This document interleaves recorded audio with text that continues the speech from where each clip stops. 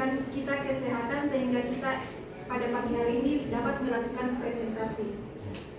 Perkenalkan, kami dari kelompok 7 yang beranggotakan 6 orang. Saya sendiri selaku moderator Suci Ramadhani dan rekan kelompok saya Kira Ramadhani, Saya Sapitri, saya Wali Ramadhani, saya Cahaya Ramadhani, saya Ilmu Wakil.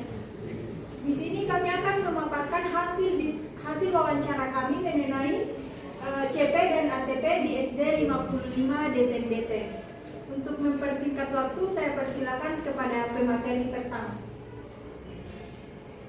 Baik, materi pertama yaitu alur perencanaan pembelajaran sumber acuan langkah, yaitu perumusan dokumen pelaksanaan capaian pembelajaran dari Kemendikbud diolah menjadi tujuan pembelajaran atau alur TP dirancang dalam rencana pelaksanaan pembelajaran.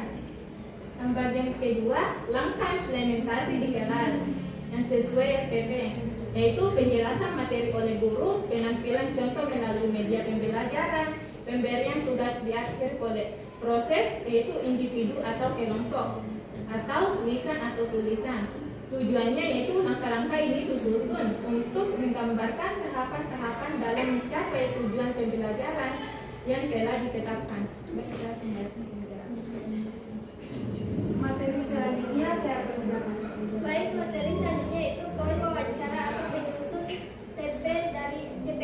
Pertama, penyusun kontekstualisasi dalam penyusunan ATP. Guru penyusun tujuan pembelajaran yang bersumber dari CP dengan memperhatikan 3 kondisi utama, yaitu kondisi yang dipertimbangkan, keterangan kondisi guru, kesiapan dan kompetensi guru, kondisi sekolah, fasilitas, sumber daya dan lingkungan sekolah.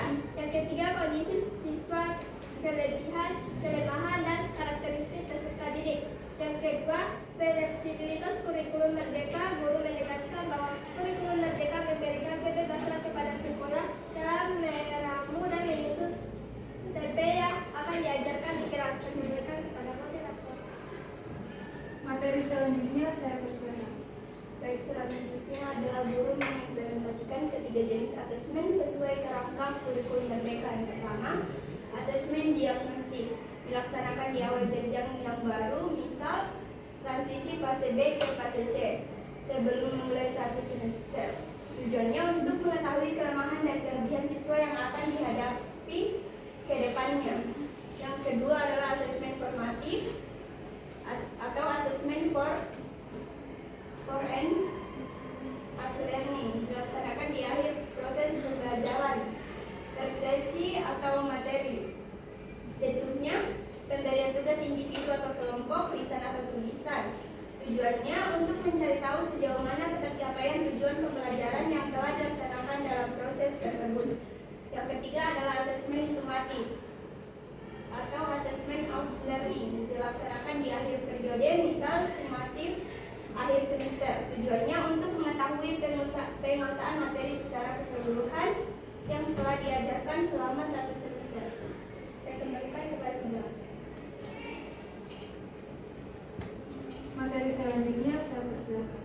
Baik, materi selanjutnya yaitu kesimpulan awal dan refleksi.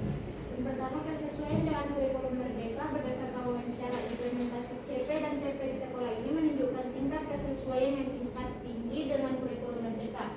Prinsip kontekstualisasinya terlihat jelas pada pertimbangan kondisi guru, sekolah, dan siswa saat merumuskan ATP. Prinsip otonomi guru memanfaatkan kebebasan yang diberikan oleh kurikulum merdeka dalam penyusunan TP, pendekatan asesmen komprehensif, penggunaan asesmen diagnostik, formatif, dan sumatif sesuai dengan filosofi kurikulum merdeka yang menekankan asesmen sebagai bagian integral dari pembelajaran. Baik, saya kembalikan kepada Mbak. Materi selanjutnya saya persilakan. Selanjutnya yaitu pesan dan harapan guru. Harapan guru. Mahasiswa didorong untuk mengembangkan potensi menjadi guru yang membawa perubahan kepada peserta didik. Tantangannya yaitu dunia pendidikan saat ini kompleks karena berhadapan dengan siswa yang sudah mengenal dunia digital, di mana siswa terkadang lebih dulu tahu materi yang disampaikan.